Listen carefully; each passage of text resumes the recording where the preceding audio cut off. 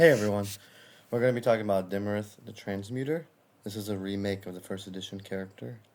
He's a lot different now, just more flexible. He has two flip options now, so he's good in solo and in group play. But let's go over him and break him down. His always active now is his multiple activations. So each of his abilities are going to have multiple activations. So if you look here and you just activate an ability one time it deals 4 damage and you exhaust it as normal. But anytime over the first activation, you're going to be doing that effect. So if you activate this ability, you pay the cost twice. By paying 4 dice, you would deal 9 damage. As you can see, this one would cost 12 dice. How would you even do that? Well, we'll get to that later. So let's go over the always active now. You can activate your abilities multiple times. If you activate an ability once, that power exhausts as normal. If you activate it twice or more, you replace that power. So you're going to be cycling through his deck. His passive is deal yourself 1 damage for each exhausted power on your player board at the end of the player attack phase. So you don't want to have a lot of exhausted powers. You want to be cycling through your deck. But just remember, if your roll card is flipped, the passive doesn't trigger. So if you're at risk of taking too much damage, just flip your roll card and activate one of your abilities. Your flip effects, I mean. Now let's go over the flip effects. You can target a power of another player. So in a multiplayer game, in a co-op game, you could do this. Take that power and set it on top of any of your current powers. The die values on those abilities become equal to the power slot it is in. You can activate abilities on that power multiple times. At the end of the player attack phase, remove it from the game. That player replaces that power. So you say Unmei is in the game, you take one of her powers that requires 2 dice on top and 3 dice on the bottom. You put it in your 2 slot. This is the second power slot right here, Avatar's Eyes.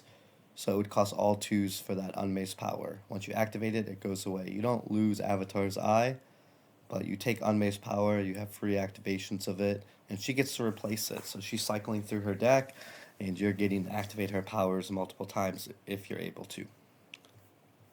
The setup card is not here, but just to break down these symbols, since I didn't cover it in the video, this would require all 1s, this would require all 2s, all 3s, all 4s, all 5s, and all 6s. So based on what power is in which slot is the value that it requires. So you would need all 5 of a kind, all 4 of a kind for Baleful Kitchen. Okay, so that's a setup of the character. Replace one of your powers, or the second flip is replace one of your powers and reduce each activation cost by 1 die for that power slot this round. So, if I had, let's say Domain of Fire was in power slot number 2, not Avatar's Eye, because I can't swap these images out, I'm sorry. I use my flip effect, and I target this power slot.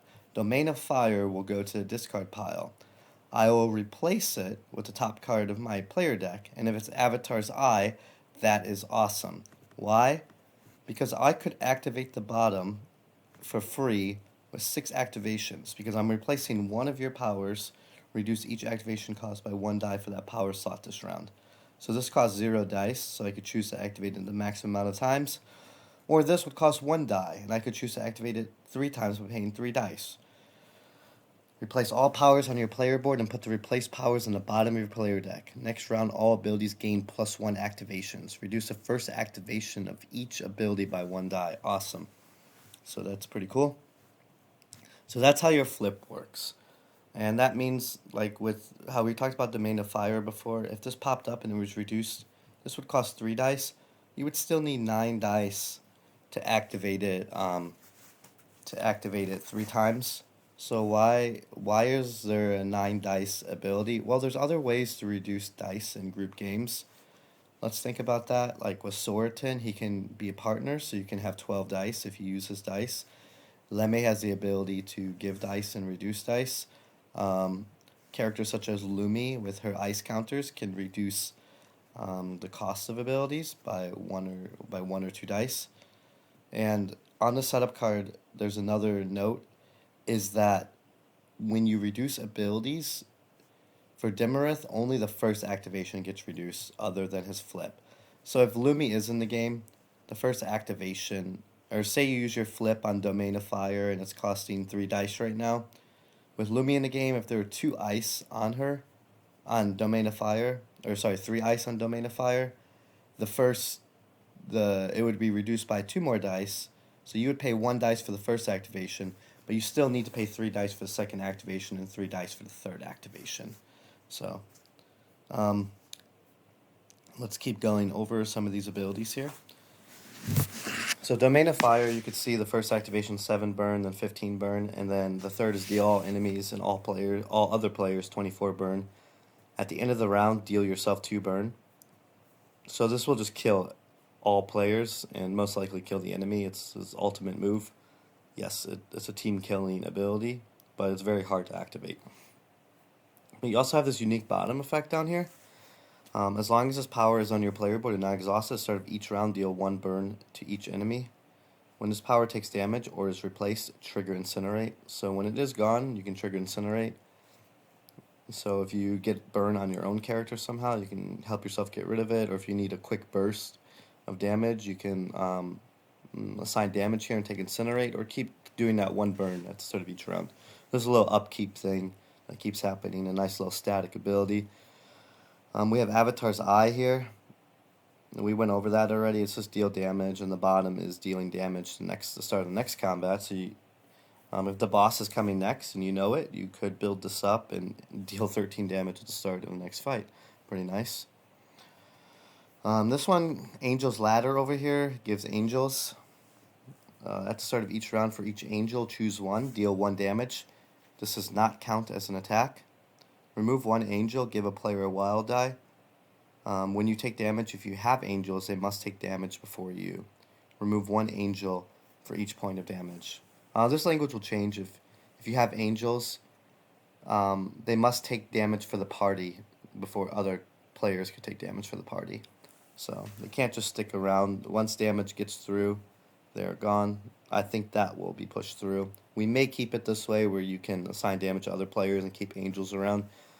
But yeah, angels will be a new mechanic if we ever rework the Divine Chef Angel in 1st edition. And then the bottom is look at the next boss deck card, deal 7 damage. Look at the next boss deck card. If it's a non-boss enemy, add it to current combat at half its starting health. If it's not an enemy, deal 15 damage. Very cool. Great if you get this in a 5-player game, you can reduce something by half health. Baleful Kitchen, this is how you shuffle powers back into your deck. Really great. You can shuffle 5 back into your deck. This is the only power that shuffles cards back into your deck, so it's a one-time use. But you have a really cool combo with this ability called Lion Tail now. So Lion Tail could deal 7 damage. If you reduce it by 1 die, you can do 7 damage for free, as we talked about with the flip. So Lion's Tail on the bottom down here. Target 1 of your powers. Next round, when you activate it, add +1 activations. So if you were able to target, let's say you target Domain of Fire, you get +3 activations just for activating it once. Well, you can only get +2 activations, so it would activate at max.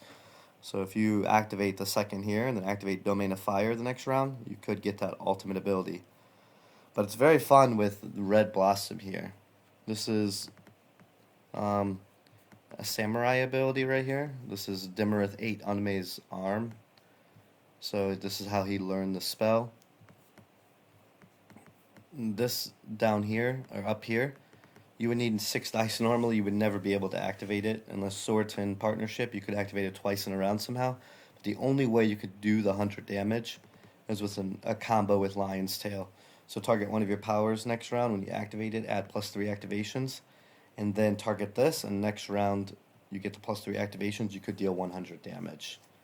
Yes, it sounds ridiculous, but there's so much setup to making this happen that it's near impossible. Not only do you need to hit these 6 dice the next round, 6 of a kind, you do need to have Lion's Tail on your player board. It's not easy at all. Dimirith is going to be a hard hitter that cycles through his deck. He's going to be a high risk, high reward type character. So much better in group play now, or much better solo because of his new die reduction. And cycling through your deck is fun. As it stands right now, he has 20 powers.